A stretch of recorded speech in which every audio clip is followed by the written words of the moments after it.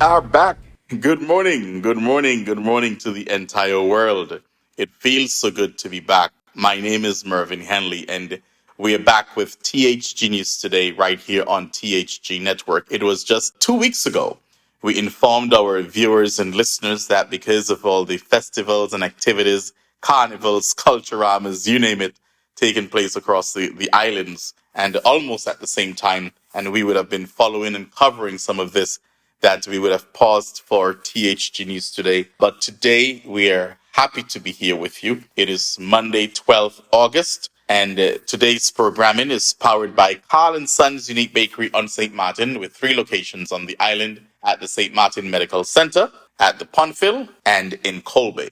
Let me take this time to say a special good morning to the management and staff, Carl & Sons Unique Bakery. And of course, folks, throughout the programming or before you leave this channel today, please remember, if you have not already, to please subscribe to our channel as you're kept abreast on what's happening in news, entertainment, information, weather. And speaking of weather, because I'm going to share some information with you throughout this morning, we continue to follow the weather system that may threaten parts of the Lesser Antilles, the storm that's out there. So we are following that, and I will send you updates throughout the day and throughout the coming days via WhatsApp broadcast, via our WhatsApp news broadcast about this storm.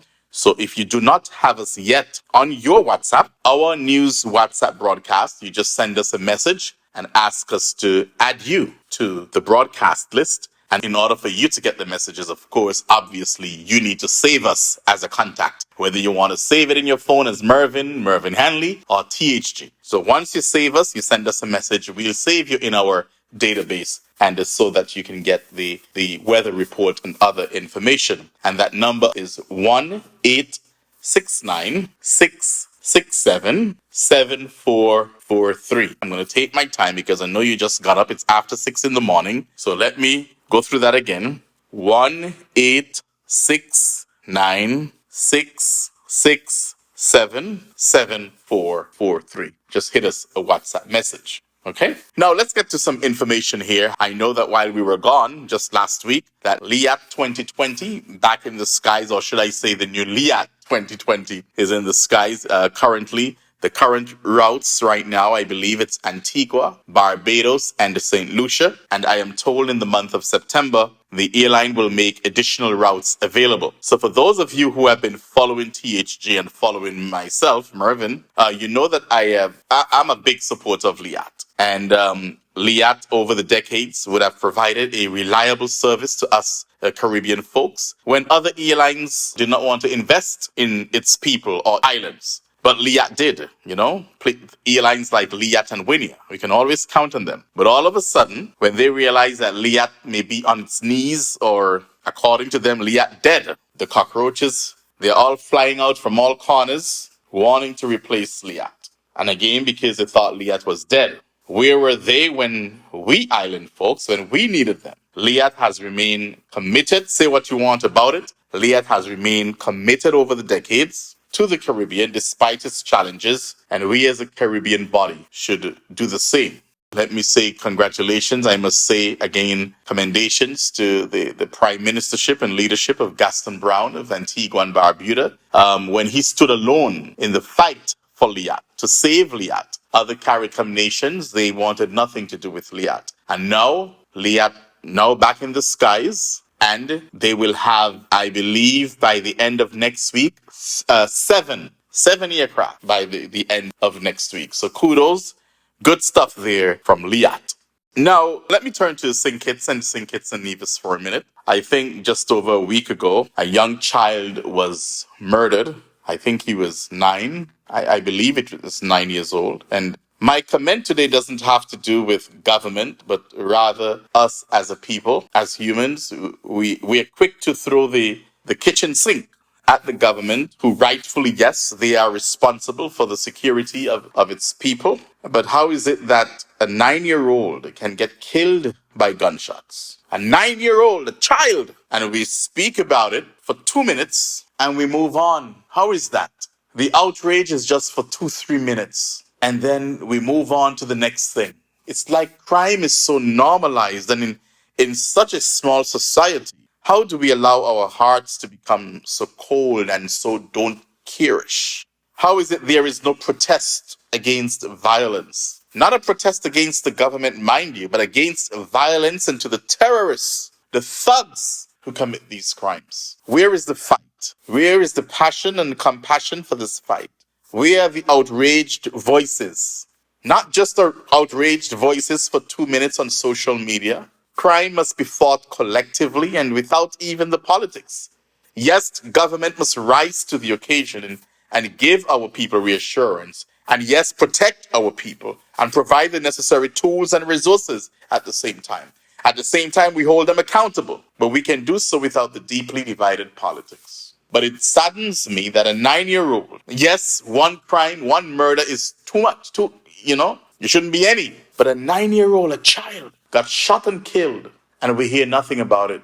People made noise, oh Lord of mercy, and all of that, and for the first 2 minutes after they hear that. And then after that, we go back to our normal selves as if nothing until another murder. And there was another murder on Saturday evening. And the same thing, people cry out. And today, everybody just continue with their lives like normal. And every time, we hear the same thing every time. Oh, the government. Oh, this person. Oh, that person. And then we go back to a shell. A couple of minutes after, we move on to the next thing, the next gossip story or something out there. So we say people in authority are not taking crime seriously, but we are not either. Because I can't imagine and I go back to a 9-year-old killed, murdered, not coming back, a 9-year-old, and nothing, just like that. Then we have all kind of stuff to go on with on social media.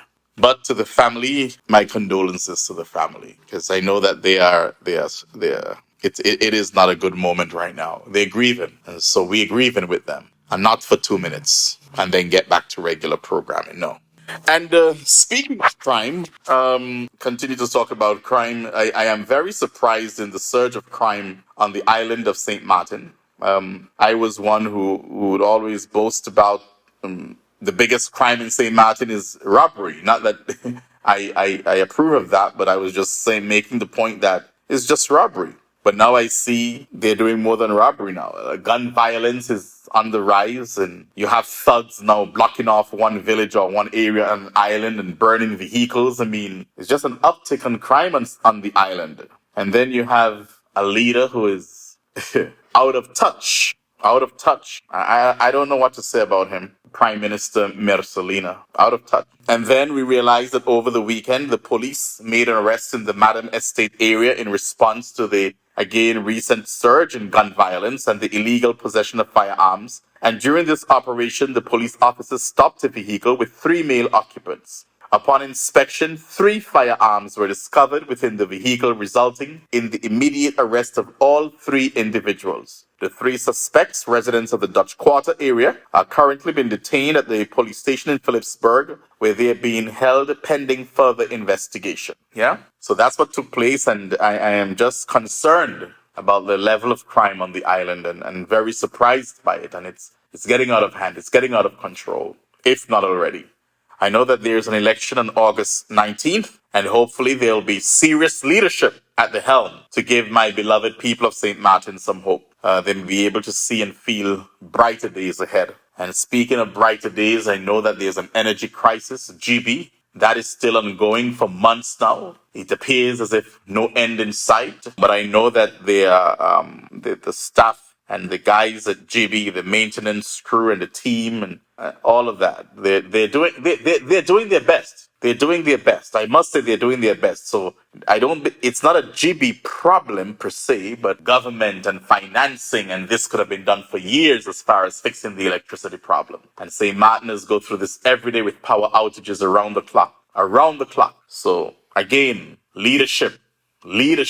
And finally this morning, of course, we heard about, look at this. Let me just show you something on the screen right here. That's, 60 people killed there in Brazil, where a twin-engine turboprop flying to a city in Brazil when it came down on Friday in a residential area and killing all 62 people on board. Just look at that. Look at that.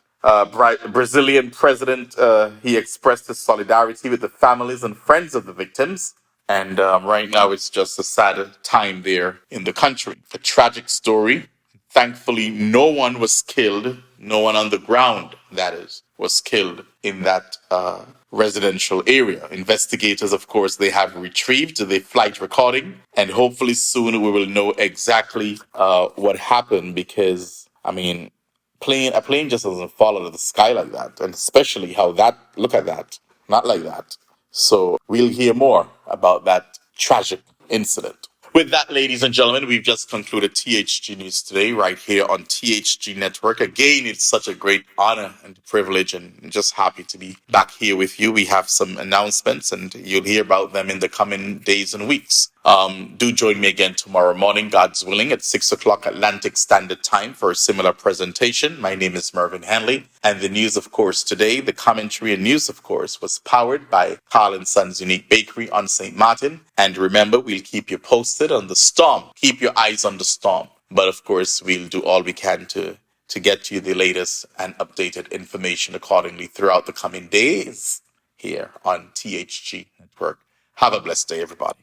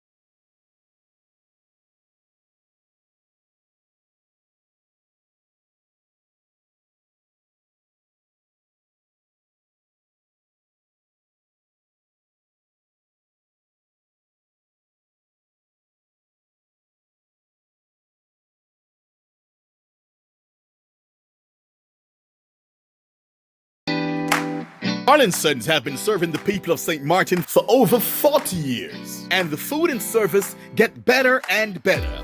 From early morning, customers flock to the bakery for their favorite sandwiches, cakes, pastries, you name it. First thing at mornings and last thing at afternoons, folks rush to Carl & Sons for simply the best. There are 2 locations, Colbay and on the Punfill. In Colbay, the opening hours are Monday to Friday from 6 a.m. to 6 p.m. On Saturdays, 6 a.m. to 5 p.m. And on Sundays, 6:30 a.m. to 10:30 a.m. and 2 p.m. to 5 p.m. Opening hours on the Punfill, Monday to Friday, 6:30 a.m. to 6 p.m. Saturday and Sunday, 6:30 a.m. to 1 p.m. We also cater for weddings, parties, special events, whatever the occasion. It's Carl & Sons. Our staff, we are always happy to serve you. Call us today, the Colbay location, 721-544-2462.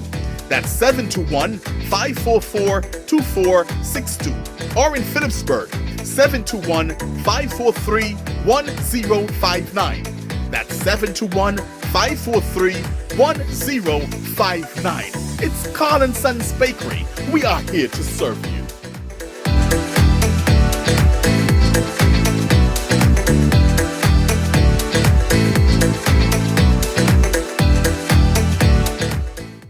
Nevis, satisfy your sweet tooth at Feaser's, the coziest spot in Charlestown, known for its mouth-watering ice cream and dal parade. We are open Monday to Saturday, 8 a.m. to 5 p.m. Come in and sample our patties, sandwiches, air-fried wings with fries, hot dogs, rotis, and now our famous smoothies, in all flavors of course. And don't forget to try the famous bus-up shut and saltfish. It's Feaser's, located at the entrance to the Cotton Jewelry Mall in Charlestown, Nevis. They are also available by phone, so place your order by calling 1-869-665-2458. Don't ask about the rest, just try the best.